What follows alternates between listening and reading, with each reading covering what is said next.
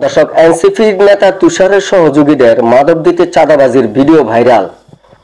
দর্শক, নরসিংদীর মাদকদ্বীপে বৈষম্য বিরোধী ছাত্র আন্দোলনের সমন্বয়ক ও জাতীয় নাগরিক পার্টির এনসিপির নেতা পরিচয় রেদওয়ান হাসান রাতুল নামে ছাত্রলীগের সমর্থককে আটকের পর মারধর করে ছেড়ে দেওয়ার শর্তে 50,000 টাকা চাঁদা আদায় করার অভিযোগ পাওয়া গেছে।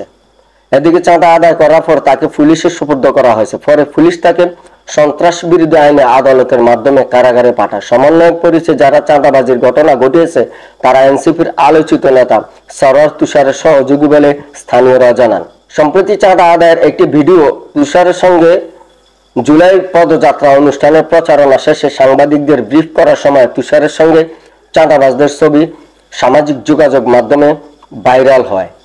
রাতুল সদর উপজেলার পাইকারচর এলাকার মৃত মুক্তার হোসেনের ছেলে। স্থানীয়রা জানায়, 5 আগস্টের পর থেকে নরসিংদীর মাদকদ্বীপে বৈষম্য বিরোধী ছাত্র আন্দোলনের সমন্বয়ক বর্তমানে এনসিপি নেতা শাকিল, মারুফ, আয়াত, রিফাত, মাহফুজ সহ কয়েকজন মিলে বিভিন্ন ব্যবসায়ী সহ আওয়ামী লীগ ও তাদের সহযোগী সংগঠনের নেতাকর্মীদের মব সৃষ্টি করে চাঁদাবাজি করছে। এমনকি যাদের কোনো দলীয় পদ পদবি নেই, হয়তো আওয়ামী লীগের নেতাকর্মীদের সঙ্গে ছবি আছে, এমন সব মানুষকেও আটকিয়ে আওয়ামী লীগের ট্যাগ দিয়ে